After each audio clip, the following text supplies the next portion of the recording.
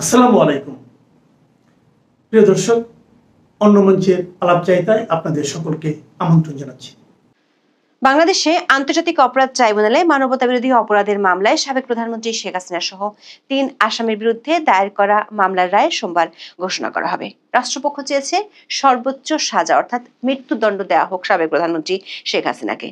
British সাংবাদিক David Bergman, যিনি দীর্ঘদিন ধরে বাংলাদেশের আন্তর্জাতিক অপরাধ ট্রাইব্যুনালের বিচার কাজ পর্যবেক্ষণ করছেন, তিনি নিজের ফেসবুক পোস্টে শেখ হাসিনা সহ ৩ আসামির বিরুদ্ধে এই মামলার বিচার প্রক্রিয়া নিয়ে ৩টি অসঙ্গতির কথা তুলে ধরেছেন।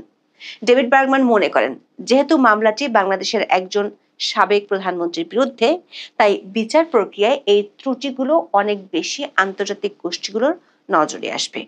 তখন দেখা দিতে পারে নানা ধরনের প্রশ্ন।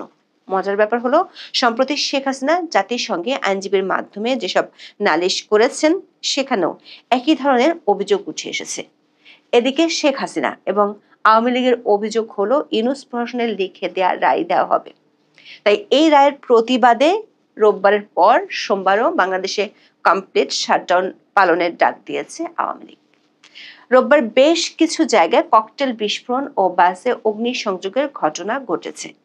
আন্তর্জাতিক অপরাধ ট্রাইব্যুনাল ও আশপাশের এলাকায় পর্যাপ্ত সংখ্যক সেনা সদস্য মোতায়েন করে নিশ্চিদ্র নিরাপত্তা নিশ্চিত করতে সুপ্রিম কোর্ট প্রশাসন থেকে সেনা সদরে চিঠি দেওয়া হয়েছে।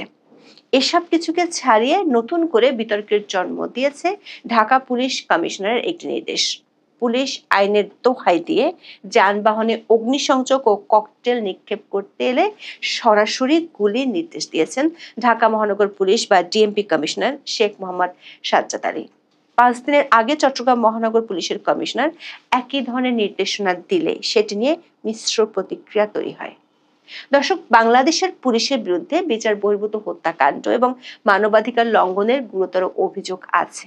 প্রশ্ন উঠেছে, একাধিক মানবাধিকার কর্মী আছে অধ্যাপক ইউনূসের যে পরিষদে, সেই সরকার আমলে কি তাহলে পুলিশ আবারও ভয়ঙ্কর রূপেই ফিরে যাচ্ছে? বিস্তারিত জানতে চলুন যাওয়া যাক বিশ্লেষণে।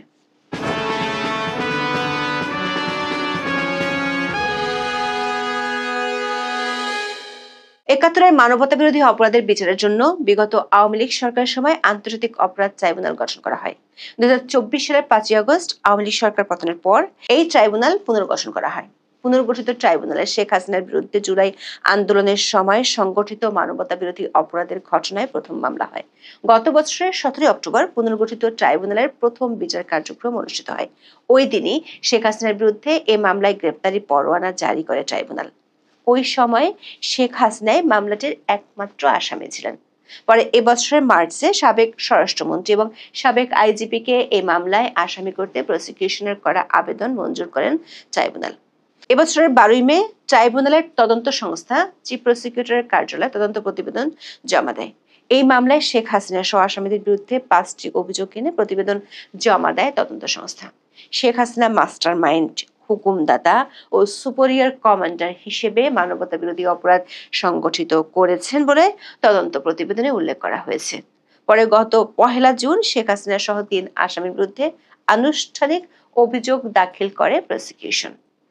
এরপর নানা আইনি প্রক্রিয়া শেষে গত বৃহস্পতিবার ট্রাইব্যুনাল 17 নভেম্বর রায় ঘোষণার তারিখ নির্ধারণ করে। এই প্রেক্ষাপটে শেখ হাসিনার দল আওয়ামী লীগ অনলাইনে তাদের কর্মসূচি ঘোষণা করে। প্রসিকিউশনের পক্ষ থেকে সর্বোচ্চ শাস্তি মৃত্যুদণ্ড দাবি করা হয়েছে। অন্যদিকে শেখ হাসিনা ও আওয়ামী লীগের পক্ষ থেকে এই রায় পূর্ব নির্ধারিত বলে অভিযোগ আনা হয়েছে। দলটি 2 দিনের কমপ্লিট শাটডাউনের ডাক দিয়েছে। 16 নভেম্বর বেশ কিছু জায়গায় ককটেল বিস্ফোরণ ও বাসে অগ্নিসংযোগের ঘটনা ঘটেছে। আগুন ও হাত বোমা বিস্ফোরণের মতো সহিংস ঘটনার জেরে 4 জেলায় বিজিবি মোতায়েন করা হয়েছে। রোববার বিজিবি সদর দপ্তর এক বার্তায় ঢাকা, গোপালগঞ্জ, ফরিদপুর ও মাদারীপুর জেলায় এই মোতায়েনের খবর দেওয়া হয়েছে। আইসিটি ও তার আশপাশে নিরাপত্তা নিশ্চিত করতে সেনা মোতায়েন চায় সুপ্রিম কোর্ট প্রশাসন।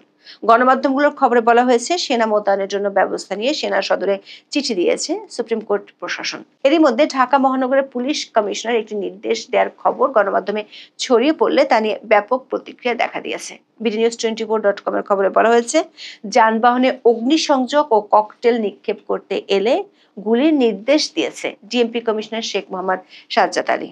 রোববার বিকেলে ওয়্যারলেসে কমিশনার এমন নির্দেশনা দেন বলে জানিয়েছেন ডিএমপির অপরাধ বিভাগের একজন উপকমিশনার সহ 3 জন কর্মকর্তা।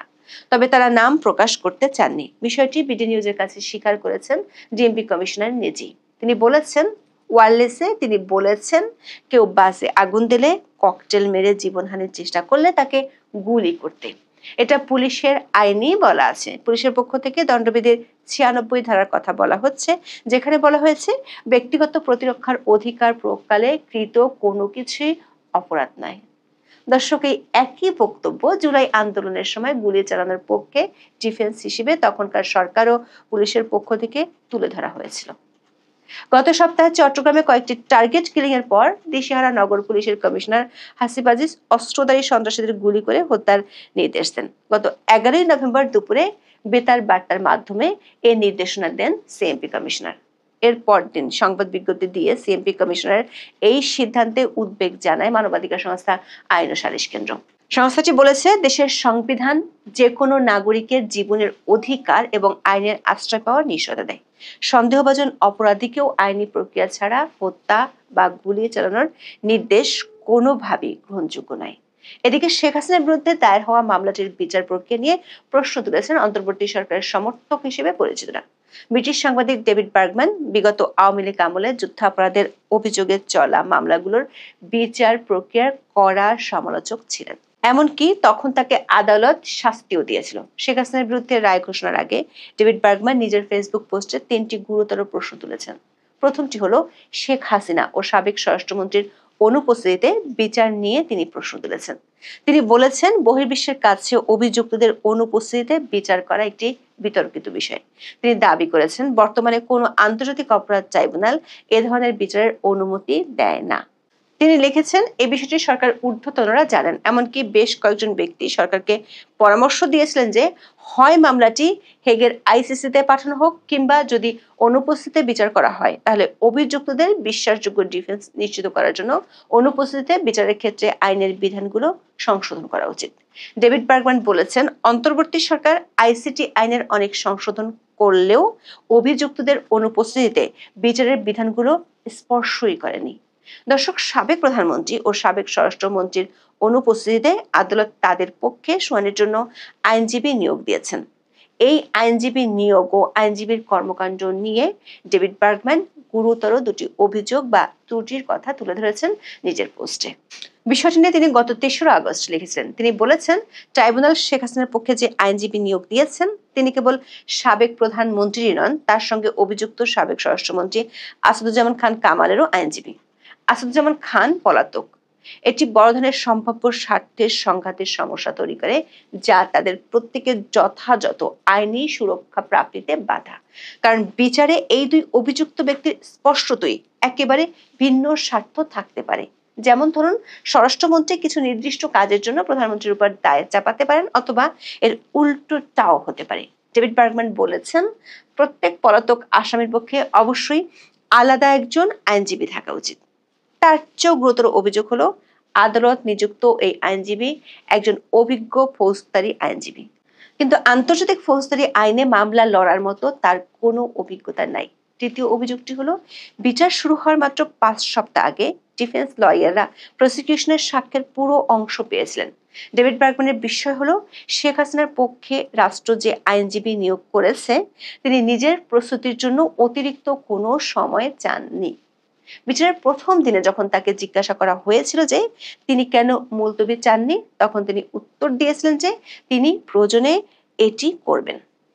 ডেভিড বার্গম্যানের যুক্তি হলো, যে কোনো যোগ্য আইনজীবী এমন পরিস্থিতিতে শুনানি মুলতবি করার জন্য কঠোর চাপ দিতে পারতেন।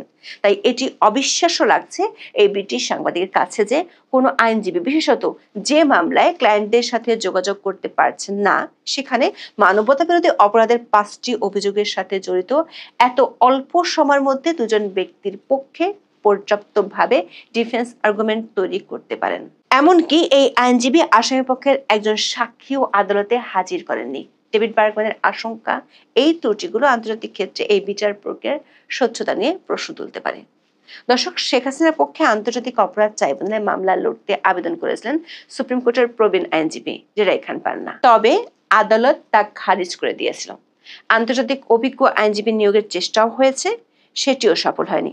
আওয়ামী লীগের পক্ষ থেকে জাতিসংঘের কাছে এই বিচার নিয়ে যে অভিযোগ করা হয়েছে সেটি হলো শেখ হাসিনাকে নিজের পছন্দ মতো আইনজীবী নিয়োগের সুযোগ দেওয়া হয়নি। দলটির দাবি, ট্রাইব্যুনাল বা রাষ্ট্র নিজেদের পছন্দ মতো বিবাদী পক্ষের আইনজীবী নিয়োগ করেছে। এসব আইনজীবী নিয়োগে আসামি শেখ হাসিনার সম্মতি নেওয়া হয়নি। এটি একটি বৈশ্বিক নীতির লঙ্ঘন। যে কোনো অভিযুক্ত ব্যক্তির নিজের আইনজীবী বেছে নেওয়ার অধিকার রয়েছে। জাতিসংঘের দায়ের করা নালিশে বলা হয়েছে, মামলাটি পরিচালিত হচ্ছে অস্বাভাবিক দ্রুততায় এবং প্রস্তুতির জন্য আসামিপক্ষকে যথেষ্ট সময় দেওয়া হয়নি।